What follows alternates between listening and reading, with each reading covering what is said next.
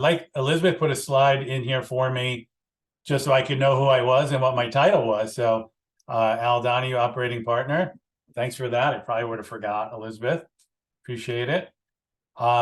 So I had all these things that I wanted to cover today, and I got kind of excited, and I made like I don't know how long it is, but a 50 slide long presentation. So I'm going to have to either cut some of it out or whip through it, but I do want it to be interactive.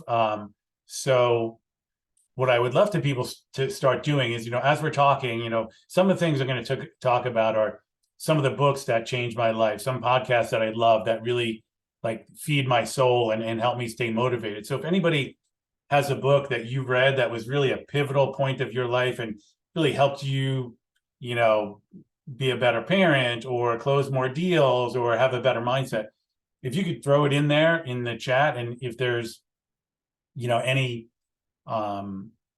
other thoughts you have around that. And then even more important, I'd love this to be interactive and, like what's working today? What's something that you're doing? I have a couple things that I'll get into towards the end that I think maybe a lot of you aren't doing that I think would be helpful in this market.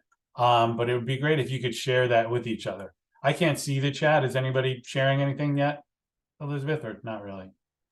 Yeah, a couple of people did. Okay. How to win friends and influence people, who moved my cheese. Okay. Someone said I'm reading 7, Audible, 12-week years. Right. Podcast, Mel Robbins. There's a lot. All right. Just want to make sure people were doing it. Okay. So, all right. I talked about this very briefly last week, but, why brag now? Because, most people probably say they don't like to talk about themselves, but for me, it's true. It's almost an affliction. I hate it. I would rather go to the dentist. But this guy, if anybody's my mentor, it's this guy, Patrick Lencioni. I've read everything he's ever written. We really built BCP around all of his principles. Now, you can build a company around lots of different principles. They all work, but you got to pick one and stick to it. Some people it's John Maxwell, some people it's Simon Sinek, but for me it's Patrick Lencioni. So what he said is, if you're being humble to the point where you never talk about yourself or your accomplishments, you're actually hurting people, because you're not having credibility with them. If they know you've ever done anything, they're really not going to listen to you. And then you're not going to be able to help people if you don't talk about yourself. So I thought, okay, at least once I'll talk about myself, because I do want to help people. And it's kind of the coward's way out, in that if you don't talk about yourself, people like you more and you're more comfortable, because, nobody likes that guy who runs around bragging, but usually people like the guy who just, is kind of humble and doesn't ever take credit for anything. But for today, I'm going to put humility in my back pocket and kind of tell my story, and then get into BCP and some things that I think we could do to close more business. Just to give you an idea of what a geek I am with this guy, Patrick Lencioni. He's the only person in my life I've ever taken a photo with. I'm not one of those like celebrity stalkers. I also love Bruce Springsteen, Ben Roethlisberger, Dave Chappelle, but literally, if they were at a barbecue in my backyard, I wouldn't ask for a photo with them. But we went to an event, and Joanne Baker got this guy to come and take a photo with me and got a frame for me, and I literally hung it in my house. So it's like, literally, if there's one person that has had a huge impact on my life, it's this guy, and on BCP, because almost everything we do is based on what he does. Him and Dale Carnegie, but he died before I was born, so couldn't get that picture. This is a very brief video that I just think is kind of motivational. It's like 60 seconds. Hopefully you can hear it. No, not the pictures of Fat Al. Oh, it's not working now.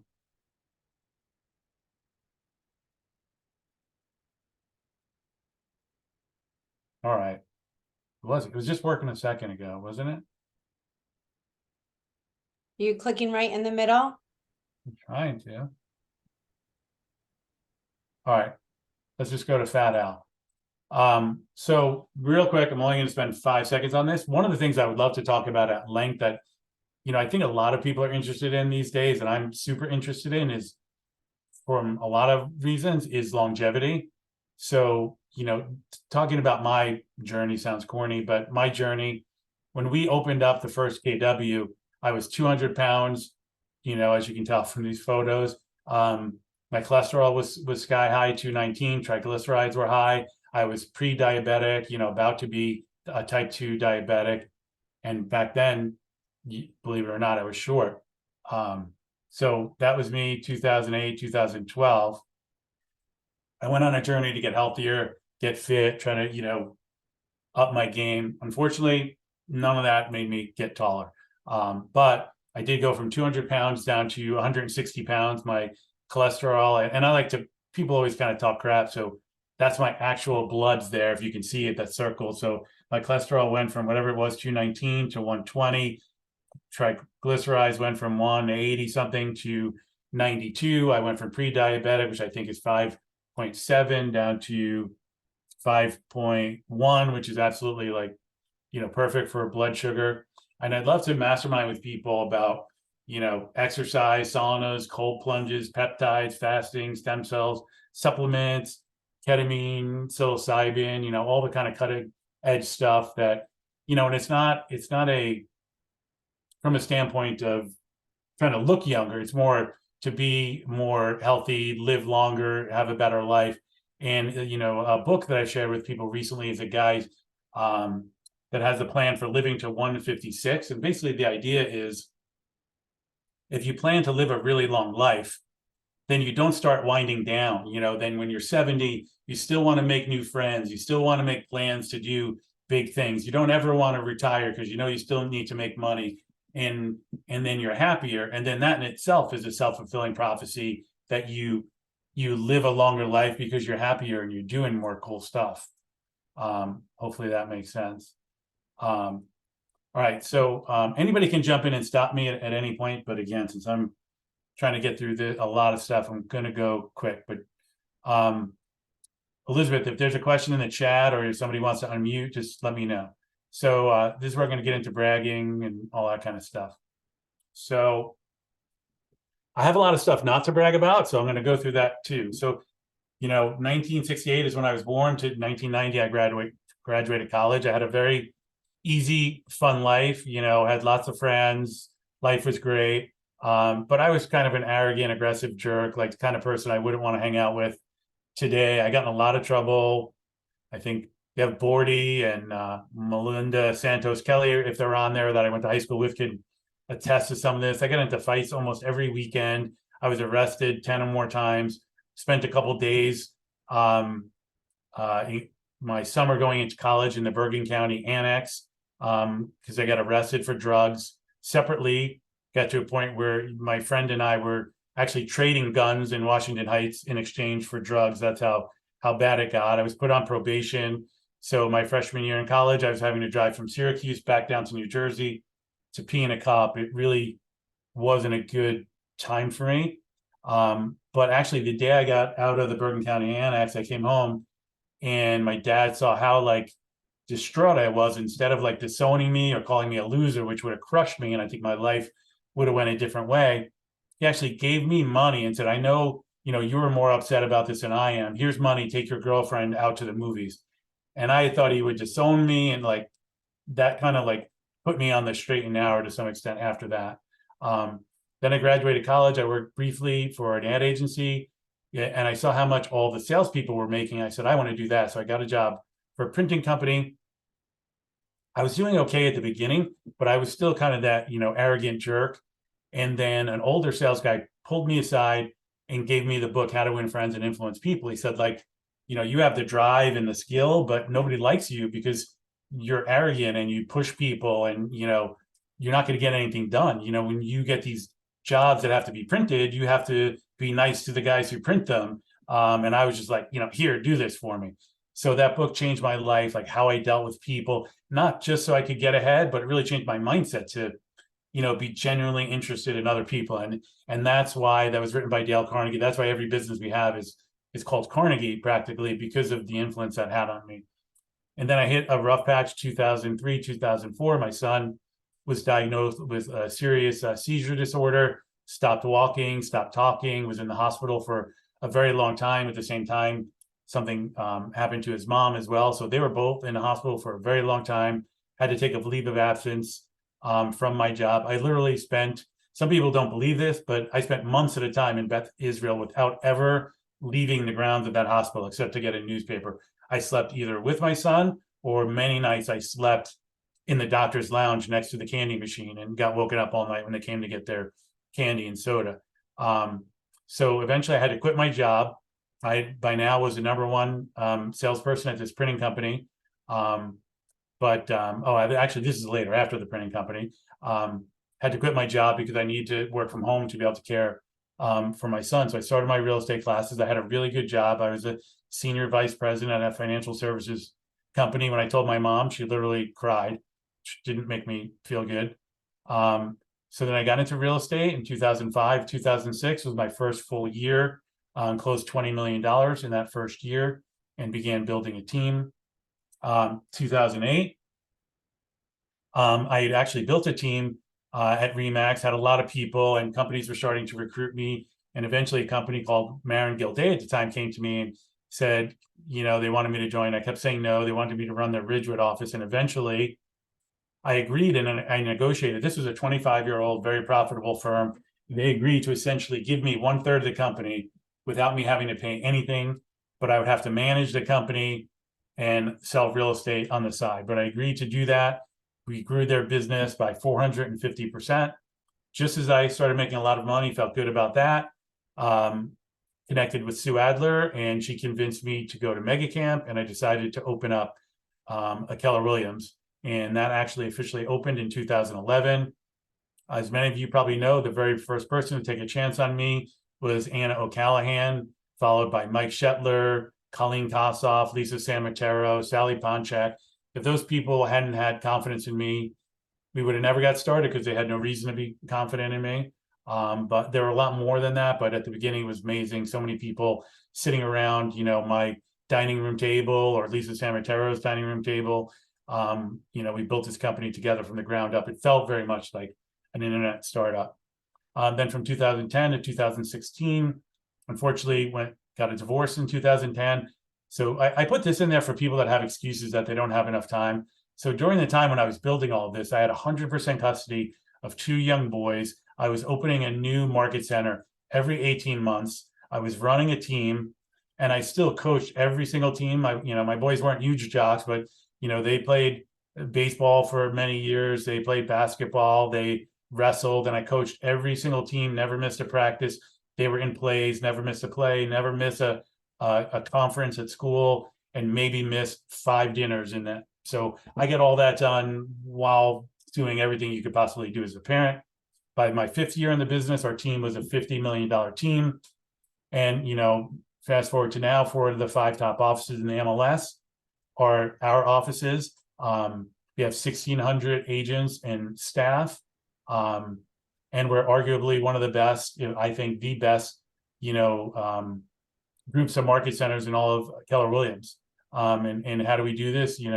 By focusing on being learning based, always doing the right thing regardless of what it costs, and focusing on team building, and most of all, being lucky enough to convince some really great people to partner with me, like Colleen and Sally, Joanne, Josue, Kevin, and dozens and dozens of other amazing people.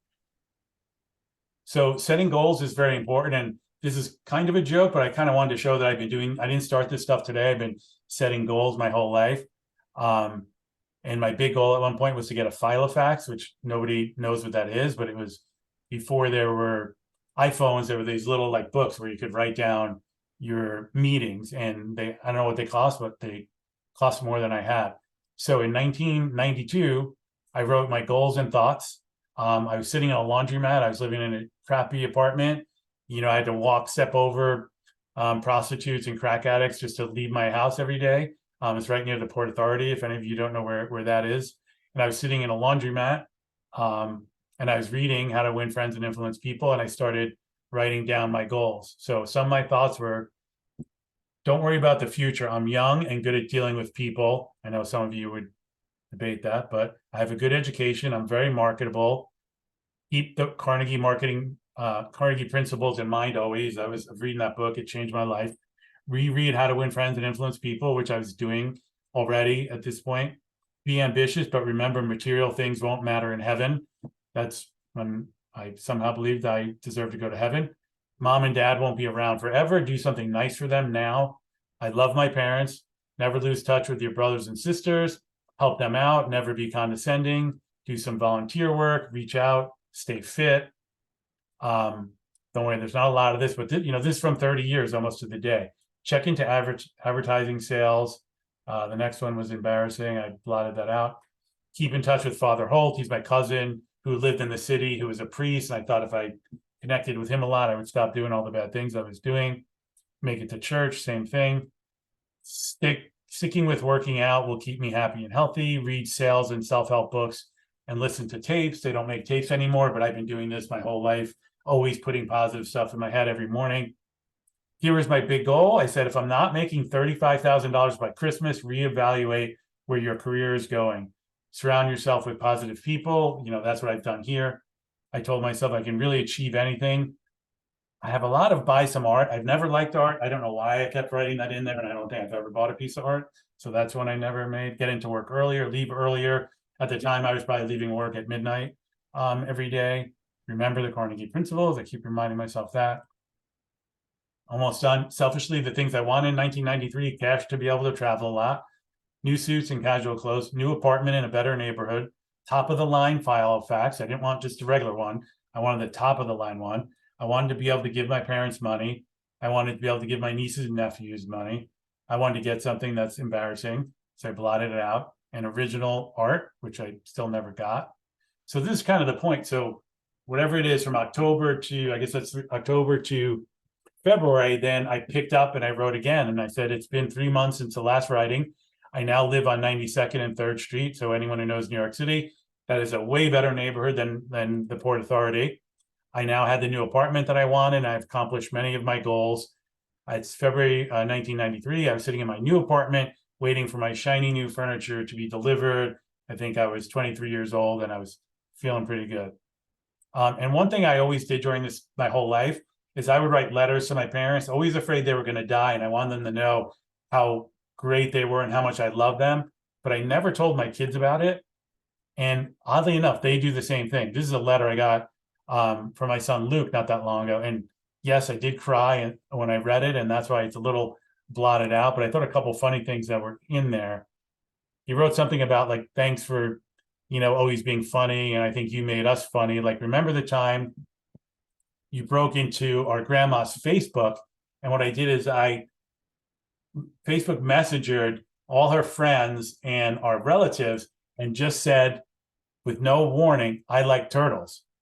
And then people would email her back and be like, oh, that's great. Are you going to the zoo? I like animals too. And I would just reply, I like turtles. And I just kept saying that so much that all her friends and family thought she was like losing her mind. And they were like calling her up saying, Peggy, what's wrong with you? Like, why do you keep talking about turtles? Did you have a stroke? And for some reason, we just thought it was really funny. Then the other thing I highlighted, he just talks about how I forced him to listen to Tony Robbins in the car all the time, always something positive.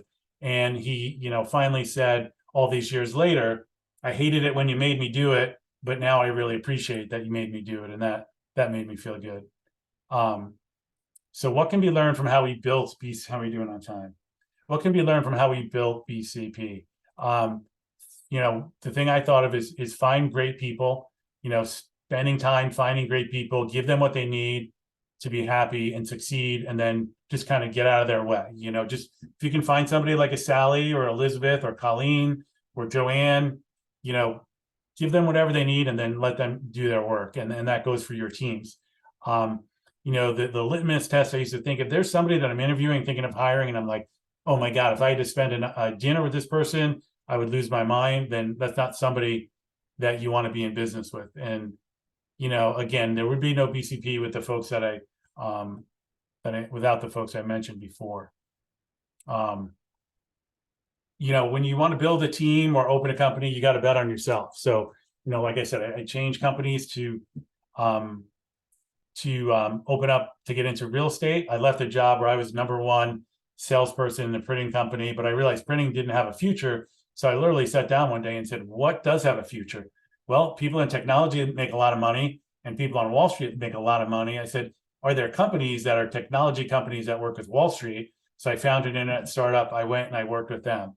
And like one of the more, what I think ballsy things I did in my life, when I got there, they gave me 1,000 stock options that were 1 penny stock options. So they're worth a decent amount of money. You know, if the company went public at $30, I could buy 1,000 shares for a penny that were worth $30. It was a pretty big windfall. But what I did, I went to the CEO of the company, this mean Russian weightlifter guy, and I said, I know it's my first year, but 1,000 options are not enough. If I'm not the #1 sales guy in this company by the end of my first year, I'll give them back.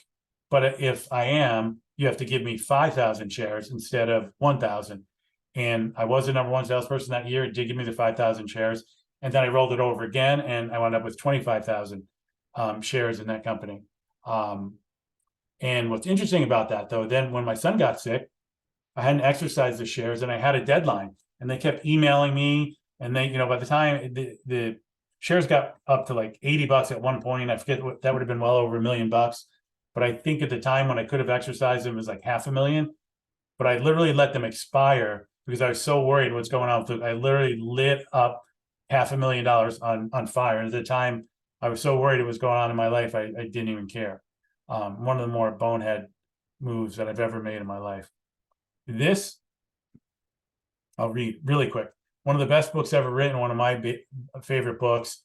A lot of people say it is the best book ever. It's called Good to Great. And what it does is it compares a bunch of similar companies, like it would compare today, Facebook and Apple, like if they were both started out good, but one of them became great. And then they say, what made them great? So they looked at all these companies that went from good to great, and they decided, you know, what were the inflection points or the differences? And what they said is you have these kind of leaders. And maybe it's because I'm not the most, you know, out there, outspoken, loud, charismatic leader that I gravitate to this, but this is in everything you lead. And I think so many people think you need to be that loud, obnoxious, arrogant person to be a good leader of a team. And it's the opposite. People do not want to work with those people. They think of Steve Jobs, but what he says in the book is Steve Jobs is the exception, not the rule. He was just a genius and he could get away with that. But most Fortune 500 CEOs are guys that are kind of in the background. They're nice, they're knowledgeable, but they're, you know, they're very humble. So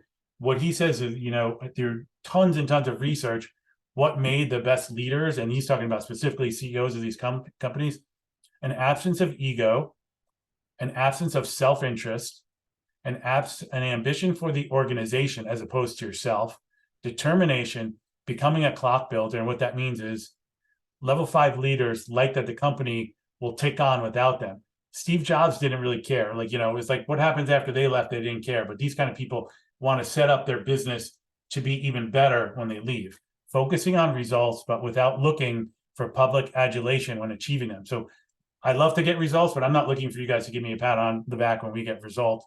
Motivating by relying principally on standards rather than on an inspiring personality. Looking in the mirror when blaming. Basically, look out the window at others when giving credit, but look in the mirror when you're blamed. When something goes wrong, you know, quarterbacks on teams always talk about this. When something goes wrong, you take the blame. When something goes right, you give the credit to the receiver, the line, to someone else. A good leader never takes the credit. Self-reflection. Know your weaknesses, not your strengths. And, you know, I'm not saying I'm good at all these, but I'm always asking people, like, I don't want to hear about my strengths. Tell me what I'm doing wrong. And boy, I asked that recently and I got a lot of answers. I must have got 500 answers of what I was doing wrong. It was like over kind of a bummer, but I was like, you asked for it, but I'm working through it. Be a passionate learner, be fiercely conscious about and committed to your personal development. And, you know, some things I don't admit that I think I'm good at, but I think that, you know, I spend too much time. If I'm in the shower, I'm listening to a podcast. If I'm driving, it's a book or a podcast. If I'm late at night, I'm reading a book. In the morning, if I get up early, I'm reading a book. So this is probably the last of the bragging, hopefully. So, and Elizabeth told me to take this out because this is kind of a long walk to get to my point. But so I've always been a salesperson and an entrepreneur. If anybody is old like me, there was a gas shortage in the 1970s. So my first job, I came up with the idea, probably someone in my family told me to do it, but I loaded up a wagon at 6 years old. I got my mom to make coffee and put it in a big thermos. And I got donuts that were just sitting on the table and orange juice. And while the people were waiting in line for the gas, I went up and down with my wagon and sold money to those people because they couldn't move off the line. They couldn't get food. So I sold them coffee, orange juice, and stale donuts. And then, did it for a few days, kept buying more stuff. But one day, unbeknownst to me, my mom put a butt out in my orange juice. I went to serve somebody the orange juice and the butt went in there and the guy yelled at me, and then I didn't have the nerve to go back anymore. So that's how that one ended. My second job, which was the best job I ever had, was I was a big Bruce Springsteen fan. I had an acquaintance who knew when tickets were going to go on sale early, so I could tip off people. I was supposed to pay people and have them buy tickets and then give them to him. But what I would do is just pay like 4 people to give him the tickets, but use his information so I could get a bunch of friends and people I knew to sleep out all night for tickets. We got there first online because we knew when they were going on sale before anyone else. And they would go and buy 4 tickets each for $17.50. I would pay them $50 to wait online and as much beer as they could drink. And then I would turn around and sell those tickets for $150 each. It was the most fun, most profitable job I ever had. But then the guy who was selling them to me got wind that I was making more money than he was. And I was, cutting him out of the deal. And he said he was going to kill me. So I kind of just stopped doing it and avoided that guy for a while. I always had leadership posts. I was the captain of the wrestling team in high school. I was the high school vice president. I didn't want to do it, but my friends talked me into doing it. My real goal was to be like a kingmaker and get another kid elected. So there's a guy named Steve. We made campaign posted for him, and it just said, vote for Steve and you'll be, where you'll be Friday night. And what we said is Steve's parents are always away, and Steve will have a party. And even the nerdy kids who never got to go to parties, if they vote for Steve, can always come to these parties. So we wound up getting more votes than there were kids in the class. So he actually won vice president, but they got rid of both of us after that because they knew we kind of scammed it, even though I did get voted in legitimately. I became the VP of a internet startup. I was the founder and president of the Ridgewood for 7 years running, built BCP. So why do what does all this mean? My point is none of this means anything. If I'm talking to one of you today, you don't give a crap about anything I've accomplished before. You still question my leadership every day, and you should. There's no way that I get better unless you question me and make sure I'm making the right decisions. Elizabeth asked me, said this was kind of out of place. I don't know why this was in there. I guess I just wanted to prove that I really did. This is 2006, really was my first year. I did 20 million. It's a little bit out of place. So kind of this a long way. So this is what I'm getting to is this is what I hear a lot, some version of this. Oh, Al's a bad leader. He doesn't know what he's doing, and he's doing XYZ that's hurting the company and the agents. So if I didn't do this self-help stuff, my insecure brain immediately says, hey, you know what? I won a spelling bee when I was young. I did all those cool things on that slide. I'm a great leader in my own mind. What has that guy done? But I think it, and then I never say it. Just like you guys, I'm sure you have a brand new agent that says something bad about you. It gets back to you. Maybe they're not showing up for a showing or whatever. And I know you say this because I hear it from agents all the time. This agent that's been in the business for a while calls me up and rants. I've been in business for 24 years. I won the Titanium Award 27 years straight. 3 years, even before I was a realtor, I was winning it. Who the heck is she to say that about me? She hasn't sold a damn thing.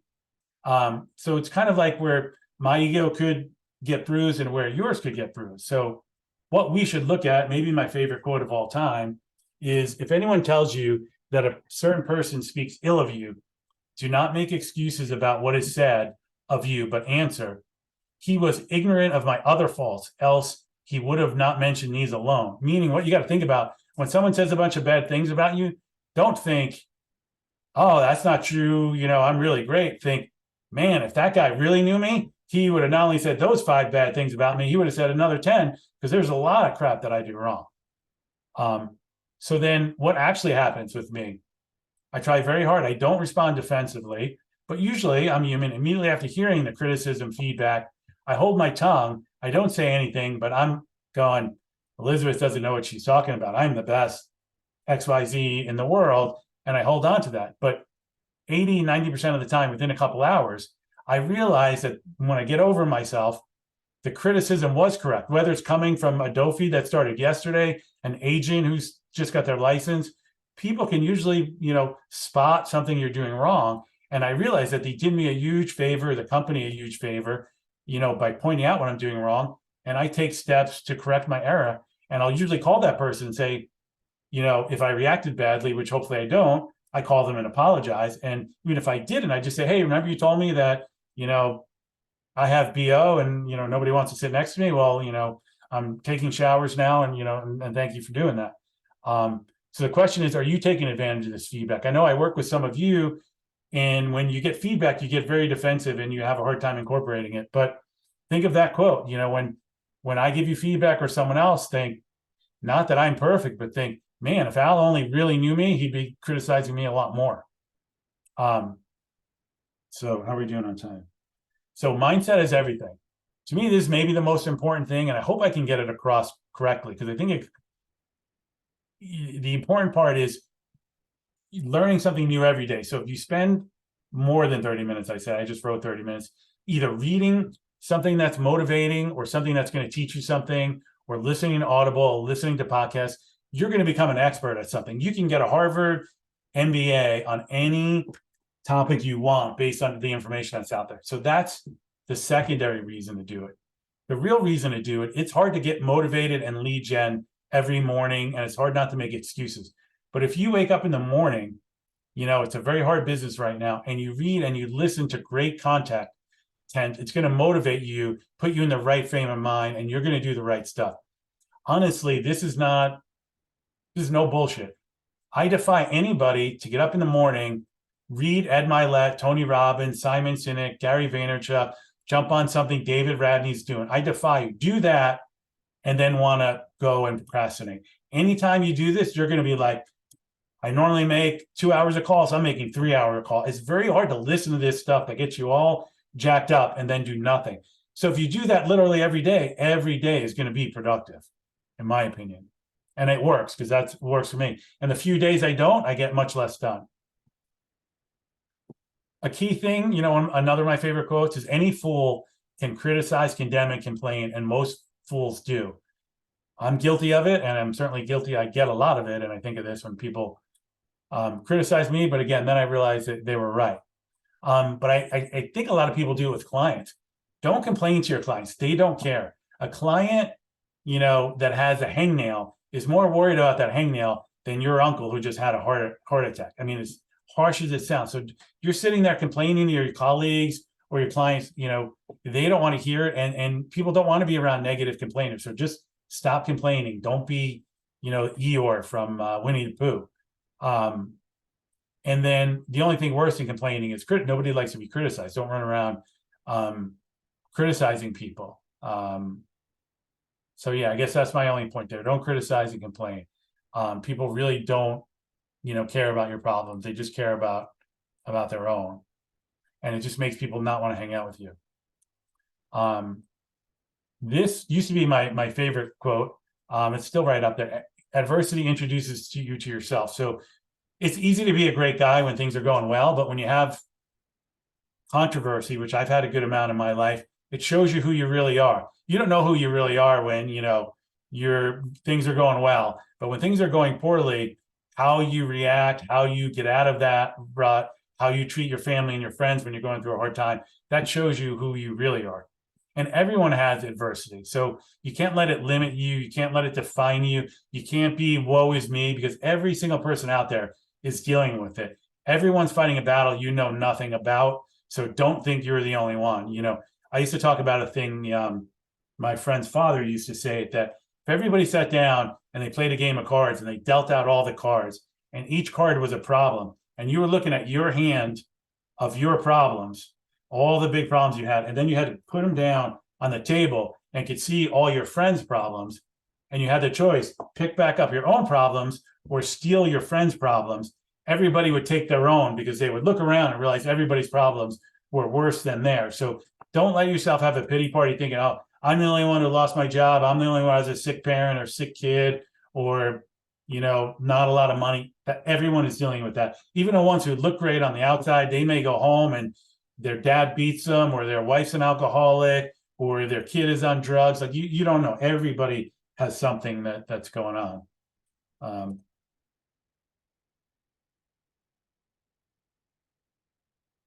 So I said mindset is everything, but really in the form of real estate, I crossed that out.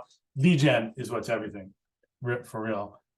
So how do you build a $50 million team in 5 years, working 1 day per week? Now, I wasn't always working 1 day per week, obviously, but by the time our team 5 years into my real estate career got to 50 million, I was spending 80% of my time running the market center and recruiting agents, and only 20% of my time selling real estate. So how did I do it? It may sound so easy, but if you just do this, you can achieve this. I started my day with that positive mindset every day, listening to something positive. I never let myself get down.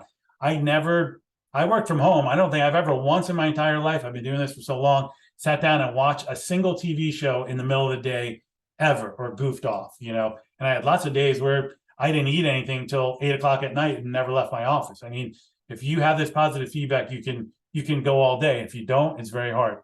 And then lead gen 3 hours per day is probably, if you take nothing away from this, do that. Everyone talks about doing it. My experience is there's nobody here. Maybe Zohar or Stacy or Thor Gill will tell me I'm wrong, but I've never met anybody who really does it day in and day out. I built a huge business, and maybe I did an hour and a half a day, but I did it consistently. Some days I did 3, but it wasn't 3 hours every day. So I know if I had really done it 3 hours, I could have built a $100 million team, and I know you can. Everyone there is going, I lead gen a lot, and I'm only doing 10 million. Well, if you literally do it 3 hours every day, even on the day when you have 5 showings and an inspection, you can't say I do it 3 hours a day when I feel like it. And it could be any kind of lead gen, like Jason Abrams said. I'm not telling you what kind to do. When you're not lead generating, as you start getting busy, focus on learning a lot about teamwork and leadership. And then the biggest cop out I hear, who agents who don't want to build a team, not everyone doesn't have to build a team, but I can never build a team. My clients love me. I'm the only one they'll work with. Totally not true. Then all those other people that I mentioned would have never been able to build a team. They want the level of service you provide. So if you're doing the listings and running the team, but you have a buyer's agent who goes to every showing, goes to every broker open, and knows 10 times more than you about what's going on and what's available in the market, they'll happily go see homes with them over you because they know more than you. So it's just a matter of hiring the right people and training them. It's not like you're the only good realtor in the world. Like that's a cop out. Eventually building a big business, when you do have a team, it's in the beginning, it's about lead gen and leads, but then it gets to be more about managing, hiring and managing the right people. So, okay, I lied twice to you so far. First I said mindset is everything. That's not true. Then I said lead generation is everything. That's not true. The right kind of lead generation is what is everything. So there are literally hundreds of ways, that, you can build a big business. I'm sure all our top agents, don't do what I did, but you just have to pick a system that works for you and master it. So this is the system I chose. It worked. I know it works today, and a lot of people still use it. You work by referral. And this is also the most profitable way. You work by referral. You spend zero money on getting my name out there. Like when somebody says, I'm getting a billboard, I'm going on a shopping cart. I mean, that may work, but I feel like you're not holding that money accountable. If you can't say, I spent X dollars and I got X many leads, and that translated into Y number of closings, I don't like that. I like to where you can hold your money accountable and you say, I got spent this much money for this many leads, and that's what I got. Getting your name out there, people knowing your name, does not translate into money in your pocket, in my opinion. Ben Kinney said something really interesting, and I'm paraphrasing, but I think I got it 90% right. And he says it all the time. It's one of his maxims. He said, I've reviewed hundreds of agents' P&Ls over the years, and the average $20 million agent winds up with about $125,000 before taxes. Guess what that number is for a $30 million agent, or somebody who does 50% more business? They make the same amount of money. And it's because agents, when they start doing better, they start buying the bus bench ad, the billboard. They start buying every, mailing program. They start spending money, on stuff that gets their name out there, but it's not, delivering more business. Or they hire an admin who was their best friend, but is not really suited to be an admin. So they're throwing that money away. In the end, it matters what you take home, not what you, not what the top line number is. And there are lots of people out there that are silver award winners that are making more money, than the platinum people. And I've, in the limited number of P&Ls, it has been hundreds, but in the dozens I've looked at, I literally been surprised to see that I've seen a, bronze agent making more than a gold agent. I've seen an agent who got gold who lost money that year. So you really have to pay attention to, what you're doing in terms of holding your money accountable. I think the number one way to build a real estate business by referral, it's the cheapest, it's the easiest, it's the most rewarding, most sustainable, most profitable. You're calling people that you already know and already like you. It's much easier than cold calling. When you're referred, you're not typically competing with 3 other agents. It's easier to win the business, and you're not in competition over your commission. So that's another thing that makes it great. This is a graphic that's been around for a while, but it talks about, the hierarchy of communication. So what it says is, the worst kind of, communication is advertising. You can hit a lot of people, but it's, you don't have a connection. The next thing would be direct mail. The next would be electronic communication, then handwritten notes, then phone calls, then events and seminars, then one-on-one meetings. It's still, I don't care what anyone says, social media, Gen Z people, you can build a business like that, but the cheaper, most inexpensive way to build a big business is getting face-to-face people. And then when you're not face-to-face with them one-on-one, get face-to-face with them in a group. When you can't do that, talk to them on the phone. That's how you get it done. When everyone else is out there texting and posting on social media, if you're making calls and sending notes, you're going to beat those people every time. So how do you do it? If you're brand new, the first thing you do is you got to build your database, and Naga and all the MCTs can help you with this better than I can, but you start out with your family and friends, your old professional relationships. A big source of my sales when I first got into real estate is I just download the phone list. I worked at a big company called Reuters. I literally mailed to every single person, 10,000 people on Reuters. I put on, an email list when I first started. You go to the people, the services you use, you go to people that you're friends with on social media, your direct sphere of influence, and you start reaching out to them, put them in your database. And then what I did, and I took very seriously, is I got to know everything about my clients. I literally, just like today, when I meet with a recruit, I have a needs analysis. I bring that same ratty piece of paper and I ask them the same questions. I would chart out this thing. I would sit down and meet with people that had given me referrals or that I'd done business with, take them to lunch or a coffee and say, what's your favorite hobby? What's your favorite? Well, it says magazine. I guess that's not really anymore. Favorite movie, favorite this, favorite that. And then I would know what they like. So if they sent me a referral or I wanted to have a conversation, I had all these things I could talk about and I had all these gifts that I could give them. And then, you put that info in command. And then when you're talking to them, you can say, oh yeah, you're a Georgia Bulldog. I remember, you had a great game last weekend. Or, I saw your son just graduated. He was on the crew team, did they win? Or, yeah, I know you love Butterfingers. I'm, in the area, I was dropping you off a box of Butterfingers, whatever it is. But, there's no one who's ever said, boy, that guy Al's a jerk because he's always dropping off the stuff that I love at my house, And then this is just a letter that I use when you start your referral by business, business by referral. You just send out a letter, you don't want it too glossy, kind of like what Jason Abrams was saying. And what I always did is I had somebody else hand address them, which I'll get into. This is something that I did that I think is maybe the most innovative thing that we did, but I copied it from a guy in Dallas and it worked like a charm.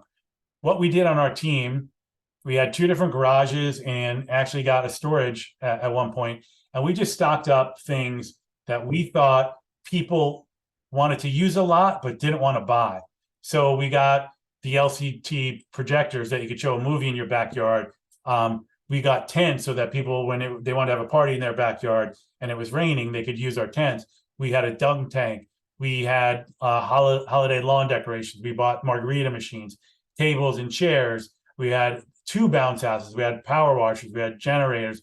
we had leaf blowers, we had all this stuff, and we branded it with our team name and our phone number. And then anytime, it got to the point when every year when graduation time came, people were calling us up for our folding chairs and our tables, and it had Donohue Christian Group with our phone number on there. Even if they didn't call us, people would be like, why do you have that stupid sticker on the margarita machine? You'd be like, I got everything for this party from my realtor.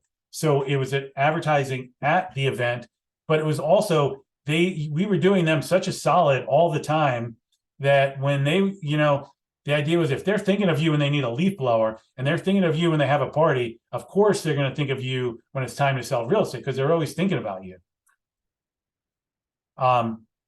Maybe the second best thing is a confession letter. So a lot of you, the best source of referrals is clients that know you and like you, but a lot of you don't stay in touch with them. So you had somebody you sold a house with 3 years ago and we'll hand it out as a handout. You just send them this confession letter. It's very well worded. And it's basically like, I feel terrible. I lost touch with you, but now I'm doing business by referral and I have this great appreciation program and I'd love to reconnect. And I had so many people reach out, they would call me when they got this, I'm sorry we lost touch. And this is one of the best things you do is anyone you've ever had to deal with or worked with, send them a confession letter. Now leads programs, you might think they're mutually exclusive. Well, working business by referral is not buying leads, but to me, they are, because the very best referral you can get is somebody that already did a deal with you, because they can give a very solid referral. If I want to say, hey, David, you're looking, for somebody to sell your house. Well, I've done 5 deals with Mark and he's the best. That's the best referral. So until you have those past clients, you have to get them from somewhere. And yeah, you're working your sphere and you're working your allied resources, but you got to build up a lot. So at the beginning, it's fine to go out and pay for Zillow leads, pay for sync leads, join our lead program. You're going to make a little less on that lead, but you service the heck out of them. They become a past client. And now maybe they're referring you 2 or 3 deals every year. So you got paid only 50% on that first one. Then you're getting full on every lead they refer you. And, I had people that probably gave me 30 deals over the course of 10 years, several of them. So the idea is to get these raving fans so that they're just giving you people and you don't have to make, at some point, you don't have to do lead gen anymore. And, as a plug for our lead program, we Stephanie listed a $1.6 million home in Tenafly this week, and it went under contract right away. These are some of the other homes that we put under contract release recently and sold. So we are doing a lot of deals. And I think some people don't want to do leads programs because they want seller leads. But we were doing seller leads for a long time. What we're finding, we get more sellers from buyer leads, because what do buyers usually need to do? They also have a home to sell. So it's an easy backdoor into sellers. Another thing you could do is join a LeTip networking group. I founded and started one in Ridgewood that I ran for 7 years. I was the president and I got a ton of business from that. You don't have to join it, found one, or be the president, but joining it, you get this group of allied resources. You refer them business, they refer it to you. I did went through my business 1 year. I don't remember 1 year of it, but I realized that what year it was, but literally 40% of my business that year came from 2 painters, 1 landscaper, a divorce attorney, and 2 builders. And I was doing a lot of transactions, but those 2 painters, they were doing new construction and they always knew when something was going up, or they knew when people were getting ready to list their house and they wanted painted, and they gave me all of those referrals, and it was the best thing I ever had. If you can get a few people that know about homes and are in homes before they're about to go on the market, they'll be your best source ever of referrals. And you got to treat them well. You got to give them referrals, and you got to thank them, and you got to, keep them up to date on what's going on. So I did a lot with my alloyed resource. So this is a sample script. Hey, Mr. Painter, I remember last week I sent you Mrs. Gonzalez as a referral. Yeah, he said, great, they're such a nice family. And then I say, yeah, by the way, Mr. Painter, I work by referral just as you do. Since you do such great work, I'd like to keep sending great people like Mrs. Gonzalez to you. In return, I'd really appreciate if you give me the number of anyone you run into who's thinking of buying or selling a house. I promise I'll take great care of them. Does that sound good? By the way, do you know anybody who's currently thinking of buying or selling a home? And that's it. And I would say that to every single person I met, and I would go out of my way to refer people, but I would make sure I was getting the referrals back. And if I wasn't, I would find a new painter. I wouldn't sacrifice quality, but there's a lot of great people out there. Give back. So what I did, I think it's in this article, I forget, but I think at the beginning, yeah, for every closing I had back then, my son had epilepsy. When I was selling real estate, I gave $500 either to an epilepsy charity, or I asked the client if they had a charity of their choice they wanted me to donate it to. And 7 out of 10 times they let me donate it to my charity. So it was a win-win. Goal. This was pretty cool. So when you're working with buyers, especially if you do what I did and you try to concentrate around one town, you wind up bringing in a lot of people into a town, teaching about the area at the same time as you're bringing in other people. So what I did is I went out of my way to make all those people friends with each other, so that their circle of friends in their new town, I was at the center of it. I would hang out with them. I would go to their dinners. I would go to their houses, and they felt indebted to me because all the friends they had were because of me. It got to the point where we had monthly fold parties, and I didn't host them. I didn't pay for them. I just showed up, and at fold was friends of Al. And this woman who, became a good friend, would just invite all the people I sold houses to in Ridgewood. They would, I didn't have to pay a penny of marketing. They would invite people from the neighborhood, and it would say, a big sign that would say fold party. And we would get lots of people, and it was a Friends of Al party. And I was the only common denominator. And then, year after year, it probably went on for 6 years, new people, that group, started. It didn't rival the Ridgewood Newcomers Club, but it probably got up to, the party would be 40 people of Friends of Al. And you believe that I was doing business with every single person at the Fold Club. So, do that because it works. If somebody comes here and their kid needs a friend and they have a 12-year-old and you just sold a house to a family with a 12 and an 8-year-old down the road, and you take them both out to lunch, now they got a friend. And even more so, if you make their kid a friend, then they love you for life. You make a hard transition. Somebody just moved here from Ohio, their kid's upset, he doesn't know anyone, and you can introduce him to 3 friends. Those people will work, they became friends for life. That's one of the best things they did. Social media, in my opinion, some of you, I'm old, know more about social media than I do.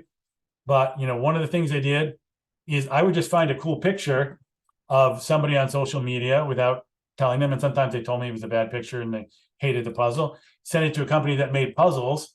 If their son was holding up a trophy, send it to the puzzle company, they make a puzzle, and then I drop by with that gift. What I would also do is when I saw it was somebody's birthday, I would call them instead of, posting on that timeline.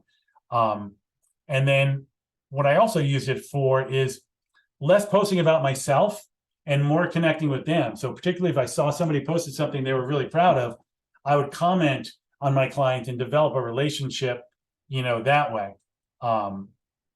So instead of using it to promote yourself, I used it to create relationships. I always had a huge client holiday party with a huge sign. I would invite my whole block. We would have dunk tanks, water slides, a bunch of bouncy houses, a cartoon guy. I would take a picture of every couple that came in and then frame it to them and then have it engraved with, Donohue Christian Group 2007 party, and then drop it by their house. So now they have something in their house, that's there forever that has my name on it, and they loved it. And we did a lot of cool stuff like that. We always got a huge turnout, got a lot of referrals from it. We did pop-bys. Pop-bys are just, you get your 100 or 500 best clients, and once a quarter, you ring their doorbell and you give them a little gift. They love that. And while you're there, you say, hey, by the way, do you know of anybody thinking of buying or selling a home? Wrote tons of hand notes. The post office says that the average person gets 10 hand addressed notes per year.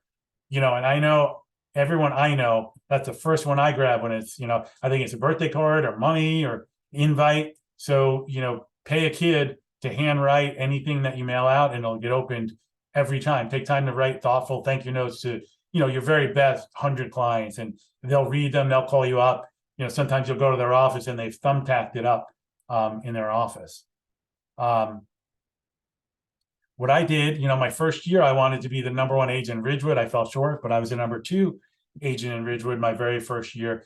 And what part of my goal was to only try to list homes in Ridgewood, so that if I got 10 or 15 listings that year and they were all in Ridgewood, I looked like I was this big deal. But if I had one listing in Ridgewood, one in Wyckoff, one in Franklin Lakes, one in Pagoda, no one knew who I was. But I kind of like crashed onto the scene because I looked like I did a lot more business because it was all in a few, 1 square mile radius or whatever Ridgewood was. So my advice is try to specialize in a town at the beginning. And then a super important thing is treat your referrals right, and treat the person who gives you the referral better than the person who is actually referred. So send them a handwritten note, train the people what kind of referrals you want.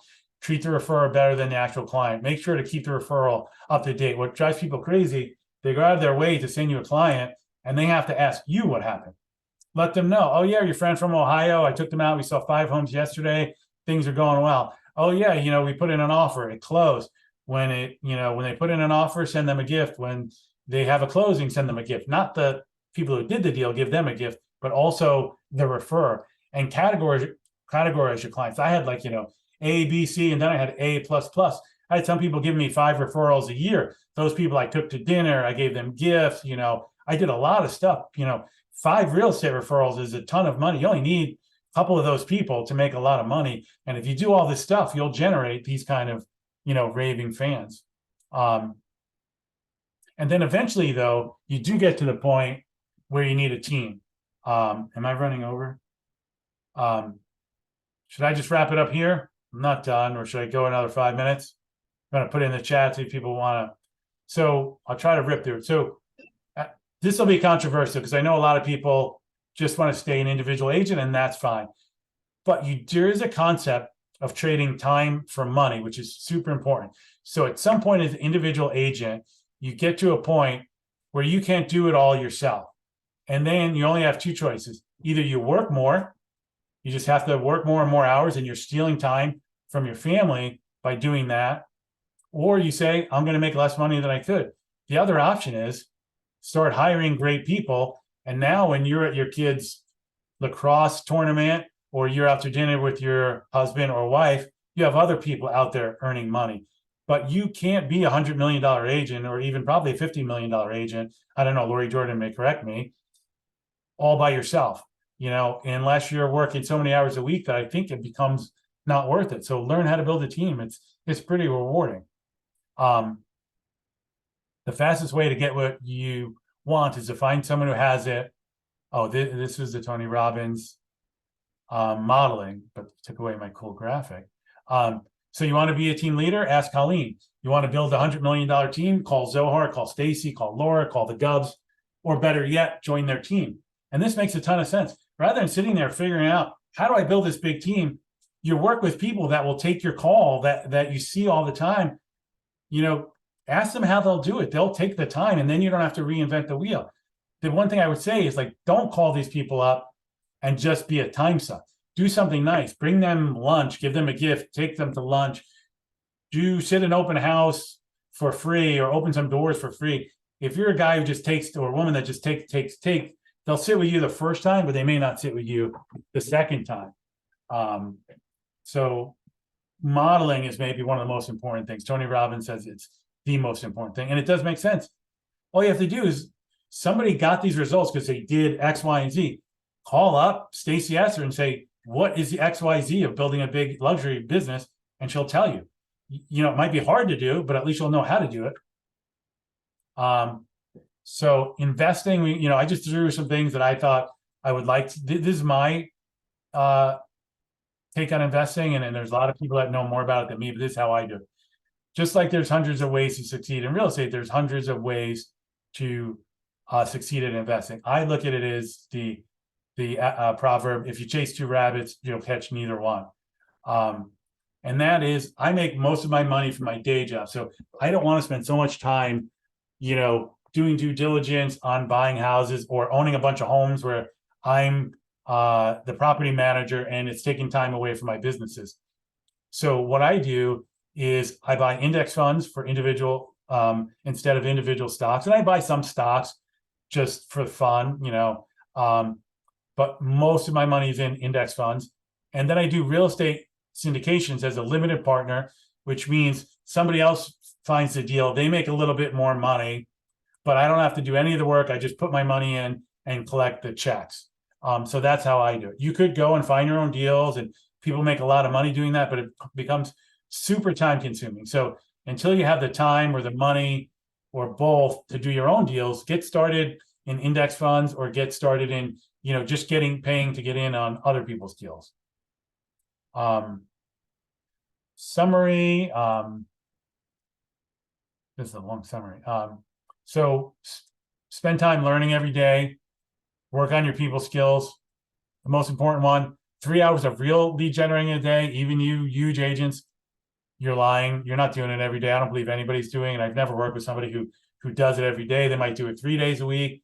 But if you do it 5 days a week and you're not a $20 or $30 million agent 12 months later, you must be speaking in a foreign language, because that's all you need to do. Focus on working by referral. It's the best way to run business, the cheapest, the easiest. And then once you get to the point where you have too much business, you need to go out and get an admin. And then you need to learn a whole new set of skills, because running a team then becomes about leading, training, and managing people. And that's different than sales skills and just as hard to acquire. And I can't believe I got through the whole thing. So let me stop sharing and see if anybody has any questions. Sorry I went so long. Trying to go as fast as I could. Anybody have any questions or anything? I know we're over, and I got a lot of crap for that. So anybody who wants to jump off this minute, jump off. But I didn't want to end it with without letting anybody who wants to ask questions ask questions. Thank you all. I can't talk for an hour and have not one question. Then I missed the beginning of time. Please send me the email for the all recorded sections. Absolutely. Happy to. Thank you. A couple people had asked in the chat. We're going to send out a recording of today along with the PowerPoint, a ton of podcast recommendations, book recommendations. So you'll get everything from today. Okay. That's it. Any other questions? Any questions from the chat? Al, that was great. It's Karen. Thank you, Karen. Okay, tell us how you reduced your cholesterol and your A1C in a separate session. All right, I will. But just saying, all that stuff is just do what everybody tells you to do and do it consistently. So we on our tactical call with the team leaders, we all set business and personal goals that we track with each other, hold each other accountable every week. So my thing has been working out 5 times a week, every week, meditating.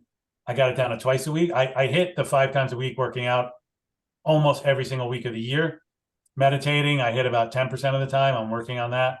But everybody's that, either it's walking or losing weight. We're all holding each other accountable, and we're getting healthier.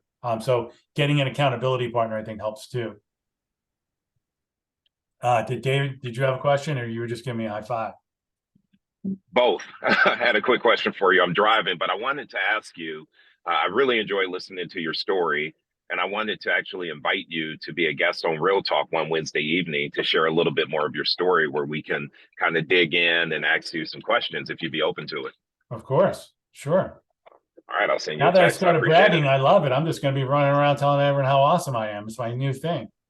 Bring it. Have a new gig Love it. now, but you sounded so excited telling your real estate story that I almost sounded like that's when you had the most fun. No, I like this better, but I do. I mean, I would say I don't have an ego. I guess I do have an ego. Like, I felt like I was finally getting this out there, because I hate that glazed look when I talk to an agent and they're like, I feel like I get like, what do you know, boomer? Like, I don't think, and then when I heard the first couple of things, Joanne's like, I talked to a couple of people and they didn't even know you ever sold real estate. I'm like, now I know no one listens to me, because they think like I never did anything. And then part of the thing is I came from working class background. My dad was a cop. My mom worked in a cafeteria. The thought that anyone thinks that this was given to me drives me crazy. So I just want people to know that we, meaning me and you, Colleen and Sally, built this, from nothing. This wasn't, I don't want to say a person's name, but a company whose daddy gave them the business. There was nothing here. There was much more likely that we were going to go out of business and bankrupt than we were going to be successful. It, started from nothing. Nobody handed this to us or to me or ever handed me anything. And I think that's a good point because Sally is on here, you're on here, I'm on here, all of our, Elizabeth, all of our leaders. And whatever happens now, we're just going to get better. Yeah. We're still here. We built this from nothing. We got you. I just Thank want to say thank you so much, Ella. Everything you always share is always really helpful, and I really appreciate all the little extra things that you do. I'm going to definitely add those into my stuff that I'm doing as well. Thank you. Well, you weren't in any of my slides. You should have been. Like, you're like the level of like, I need to have Dawn in there. And then I thought I'm going to fill up this whole page. But when we first started, Dawn actually did all the design work for our first office. I don't think she charged us a penny and spent hours and hours and made it look beautiful. That first office was like such a divergence from any other real estate company. Like it looked so modern, so cool, so new. She really helped us recruit because it made it stand out. And she was also, a mega agent joining us that didn't hurt either. So And we thank you made for her everything you use, did and, for and us. we made her record the greeting on the phone because we loved her accent so much. Yeah, exactly. We sounded very sophisticated with that Oh dear, British accent. we all had such a good time. It was really fun starting the company with everybody at the beginning. Really good. Really was. All right. Is anyone, again, I don't know everyone, if I know we you- said 3:00, but I'm happy to stay on if anyone has any questions, but you are also very welcome to jump off. But if there's any questions, I saw one pop up. Was that a question or a comment? Yeah, I just saw one from Rebecca Knight. I don't know if you want to ask this yourself, but Rebecca wrote, why do we have to pay fees to NAR in view of what is currently happening in the industry? I heard some of the larger firms are dumping NAR. I'd like your thoughts. So KWI just sent me, is it called a FAQ or FAQ? But whatever, one of those today with all their answers, and they have the answers in there, their stance on it. I don't know that we're saying you have to be part of NAR, but I don't know if we're saying you don't. I think it's so new that I don't know that we've made a decision on that as of yet. So it's a non-answer answer. I apologize. No, I don't think you can get access to the MLSs that we use without Thank paying you, man. NAR. Cheryl, did you have a question? First, I just want to say, wow. So I think I just learned more about you in this hour than I have in the last 3 years that I've been with Keller Williams. And it's really given me great insight into you. And I really appreciate you sharing everything that you just did. Once people see why I'm so annoying and difficult, then they understand it better. Well, I might be a little bit of a pain in the ass also. So, but I just really wanted to say that a lot of things that you discussed and about how you got real with yourself. And I think that's so important. I learned a big lesson this year in reference to growing a team. And I just loved how you were so open about just like looking back into yourself when somebody said something to say, hey, what can I learn from that? Or, or how can I turn that around? And I just think it's such a great lesson for everybody here because we're always so rushed. And I totally learned my lesson this year that to kind of slow down and get to know people who I'm working with. And I just want to just kind of say thank you so much for this platform and this opportunity, because I've learned more at Keller Williams in the last 3 years than I learned in my real estate career for 27 years. Wow. Thank you. That makes my day hearing that last part, because you've been very successful for a long time. I'll tell you one thing that really, initially it bummed me out, and then I thought I did do something right. So I recently sent an email out, and it created a little bit of controversy to every single person on the staff saying, tell me all the things that I'm doing wrong, in capital letters, be brutally honest. And I expected a couple, from each person, I would have something, couple issues on the margins. We had some people that were, new to us, people that work at the front desk, from any level of the company. felt very comfortable to give me, in some cases, 27 bullet points of everything I was doing wrong. And initially I was like, how do I answer all these? You know, do I suck? But then I thought, like, we did create a good environment, because there's not a lot of companies where somebody that started 2 weeks ago at the front desk is going to feel comfortable giving a 27-point diatribe of why the owner of the company is an idiot, and him email back saying, thank you, I'm working on all of it, you know? And I was a little bit bummed out because it was a lot more negative than I thought, but I thought we at least created the environment that they feel comfortable doing it. And now I have a lot of cool stuff to work on, and it fit that 80-90 rule. The first day I thought 80-90 was mean and not on point, but by 2 days later, I'm like, man, literally everything they said is true, and I'm a jerk, you know? And it's part of why I did this today. I'm starting to have lunches with the groups, because part of it was like, you don't know us and we don't know you, so why should we follow you? You know, like, you don't know one thing about me and I don't know one thing about you. So been having lunches with the staff so we could sit around for an hour and a half, have lunch, and kind of get to know each other a little bit. Mark, did you have a question? No, I did not have a question. The only Oh. thing what I can say, I learned a lot today. I'm sure a lot of people learned a lot today from your experience. And if you remember back 7-8 years ago when I joined the company, I come to you once and I say, Al, I'm surprised how you can build such a great culture. And you just smile and say, that's who we are, and that's what we do. And I'm really appreciate. I'm glad I'm with the company. I learned today a lot, and the most of the thing I never thought you was such a badass. Oh, thank you, thank you. If you have a long, you know, if you have a long window, not today. I have a million I did more crazy stuff than any of that. Like, I have a story where I literally, when I lived at that 43rd and 10th Avenue, I started a riot in New York City. And when I say I started a riot, me by myself, the whole block between 10th Avenue, between 43rd and 44th had to get blocked off with police cars so nobody could come. Probably 50 people got arrested. And it was because, it's a longer story, I ran out of a cab into my apartment and said I was going to get money. I got up there and I realized I didn't have any money to pay the cab driver. So the cab driver saw where my light went on in a walk up, started throwing stuff at my window to try to get him to leave. I started throwing like paper, then he started throwing rocks that broke my window. I started throwing bigger things like pickle jars. Then there's these like guys that lives across the street. They come over, they start threatening the cab driver, getting into a tussle with him. He jumps into his cab, radios to his friends. There's a cab stand right around the block. So all of a sudden, all these cab drivers come around driving down the wrong way to start fighting with these guys. So there's probably like 30 guys fighting 30 guys. And I'm the one who had to call the cops. I was like, hello, excuse me. There's a riot here and a bunch of people fighting and breaking bottles in the street. And they're like, well, who are you? What's your involvement? And I'm like, I'm just a concerned citizen. Goodbye. But when the next morning we woke up, that street looked like the San Gennaro feast was there. There were so many broken bottles and blood on it. That's not something I'm bragging about, but I've done so many dumb stories like that in my lifetime. You'd be amazed. That's one of the dumbest ones. Maybe I'll end on that good note. Anyone else have a question before we wrap it up? Anything for Elizabeth?